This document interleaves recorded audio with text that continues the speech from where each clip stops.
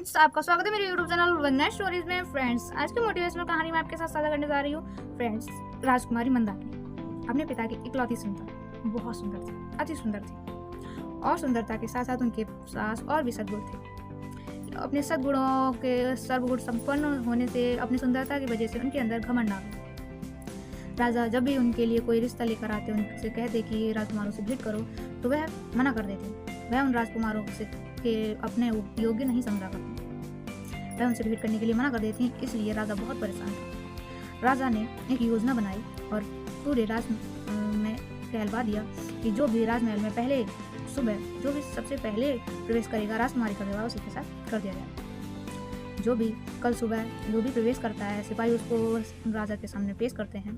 देखते हैं कि वह एक भिखारी है, लेकिन वह एक नौजवान था। उसके चेहरे पर एक अलग ही तेज था। राजा ने बिना किसी धूमधाम से राजकुमारी का विवाह उसके साथ कर दिया। राजकुमारी बहुत रोई, लेकिन इस बात से राजा को कोई फर्क नहीं पड़ा। राजा ने 5 स्वर्ण मुद्राएं उस भिखारी को दी और कहा कि अभी इस स्वर्ण मुद्राओं को और अपनी पत्नी को यहाँ से लेकर चले जाओ। अगर तुम मुझे दोबारा दिखे तो तुम्हें मृत्यु दंड दूंगा। यह सुनकर वह भिखारी अपनी पत्नी राजकुमारी के साथ वहाँ से चला गया। धीरे धीरे एक जंगल में पहुंचता है। जंगल में नदी के किनारे घास फूस की झोपड़ी पड़ी थी।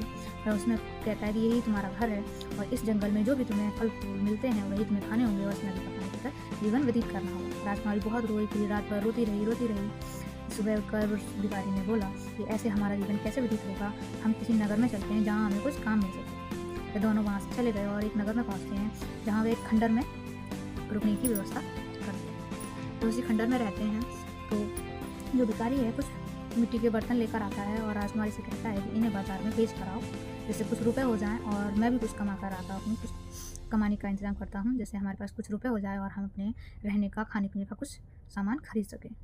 राजकुमारी ने कभी ये काम किए नहीं थे, लेकिन राजकुमारी क्या करती, स्थिति इतनी खराब थी कि उसे वह बर्तन बाजार में लेकर जाने पड़े। बाजार में लेते जाने से देखती है कि सभी लोग बहुत अच्छे से एक दूसरे से बात कर रहे हैं, लेकिन राजकुमारी चुपचाप उन बर्तनों के पास खड़ी थी। एक नौजवान लड़का घोड़े पर सवार होकर आया और उसने राजकुमारी से पूछा कि ये मिट्टी के बर्तन कैसे साहब, कितने रुपए के लिए। राजकुमारी कुछ भी नहीं बोली, तो इसके उस नौजवान ने यह व्यवहार देकर वहाँ से लौटा। जैसे ही उसने घोड़ा मोड़ा, घोड़े के पैर से वह मिट्टी के बर्तन सारे टूट गए। अब राजकुमारी बहुत रोई और फिर वह उसी खंडर में पहुँची जहाँ वह अपने पति के साथ रहती थी। जब वह भिखारी उसके पास आया, पूछा कि क्या हुआ, उसने सारी बात बताई। भिखारी ने उससे कुछ भी नहीं कहा कि तुम्हारी कोई गलती नहीं है, इसमें तुम्हारा कोई दोष नहीं है, और चलो कोई बात नहीं, मैंने एक जगह तुम्हारी बात की है।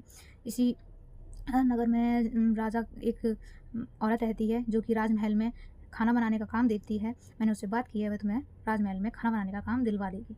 तुम वहाँ पर काम देखना और मैं भी कुछ कमाने का इंतजाम करूँगा, जिससे हमारे पास कुछ रुपए होगा और हम कुछ व्यापार करेंगे। व्यापार करने से हमारे पास कुछ रुपए होगा और धीरे धीरे हमारी जीवन की स्थिति सुधर जाएगी। यह कहकर वह भिखारी वहाँ से चला गया और राजकुमारी को उस औरत के पास छोड़ गया। वह औरत राजकुमारी को राजमहल में ले गई और वहाँ उसने जो भी रसोई घर में जो मालकिन होती है उसको बोला कि ये काम करने वाली है, तो उस राजकुमारी को वहाँ पे काम दिला दिया। अब राजकुमारी और औरतों के साथ, वहाँ पे काम करती हुई औरतों के साथ घुल मिल गई और उसका जो व्यवहार था वह भी प्रेम पूर्वक हो गया, स्नेहपूर्वक हो गया और शांत हो गया। अब वो बिल्कुल शांत रहने लगी थी, बहुत खुशमिजाजी हो गई थी, लेकिन वह अपने हमेशा पति के बारे में ही सोचती रहती थी। एक दिन उसी जिस राजा के यहाँ वह काम किया करती थी, उस राजा का जन्मदिन आया। जन्मदिन पर उस राजा के लिए उसके पसंदीदा पकवान बने। जो राजकुमारी थी उसने वहाँ की जो रसोई की जो मालकिन थी उसको प्रसन्न कर लिया था। वह उस राजकुमारी से बहुत प्रसन्न थी उसके भोजन बनाने की से, तो राजकुमारी ने उससे ही राजा के जो भी पकवान थे वह बनवाए। राजा के सामने भेंट हुई और सभी को राजा ने पुरस्कृत किया।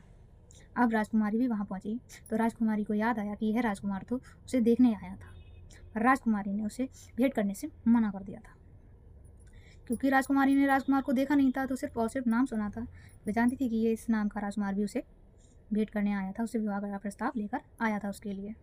राजकुमारी बहुत उदास थी, पर अब वह कुछ नहीं कर सकती थी। जब वह राजकुमारी राजा के सामने पहुंचती है तो उसे वही पुरस्कृत करता है राजा। तो वह कहता है कि तुम्हें पुरस्कार में और कुछ चाहिए हो तो बताओ। तो राजकुमारी उसके सामने हाथ जोड़ती है और कहती है कि हे राजन, मेरे पति जहाँ भी हों उन्हें बुला दीजिए। मैं आपके भेंट में सिर्फ़ और सिर्फ़ इतना चाहती हूँ कि आप मेरे पति को मेरे से मिलवा दें। वे कई दिनों से मुझसे नहीं मिले हैं और मैं यहाँ पर काम करके खुश हूँ और उनको भी इसी राजमहल में कुछ काम दिलवा दें, जिससे हम दोनों साथ में रह सकें। राजा ने कहा ठीक है, ऐसा ही होगा। राजकुमारी जाती है, कहती है कि तुम उस जगह पे इंतज़ार करो, तुम्हारा पति वहाँ तुम्हें मिलेगा। राजकुमारी वहीं बैठी हुई थी जहाँ राजा ने बोला था कि उस जगह बैठो जाके। वे भिखारी वहाँ पहुँचता है। राजकुमारी का स्नेह इतना हो गया था उससे कि उसके चरणों में गिरी और प्रणाम किया अपने पति को और बोला कि आप कहाँ थे? मैंने राजा से बात कर लिया, आपको भी इस राजमहल में काम मिल जाएगा। तो जो भिखारी था वो पूछता है राजकुमारी से कि हे रानी, हे प्रिय, क्या तुम्हें इस महल के राजा और मुझ में कुछ एक जैसा नहीं लगता है? तो राजकुमारी थोड़ा ध्यान से देखती है और तब उसने पहचान लिया था कि ये इसी राज्य के राजा रंगमोहन राय हैं, जिससे उनका विवाह हुआ है। तब वह भिखारी रूप में जो राजा थे वह पूरी बात बताते हैं राजकुमारी को कि मैंने और आपके पिता ने एक योजना बनाई थी जिससे आपका विवाह मेरे साथ हुआ और आपके इस घमंड को दूर करने के लिए हमारे पास कोई दूसरा रास्ता नहीं था। आप हमारी रानी हैं और आपके इस घमंड को दूर करने के पश्चात ही मैं आपको अपनाता, इसलिए मैंने ये सब षड्यंत्र या ये रणनीति बनाई थी।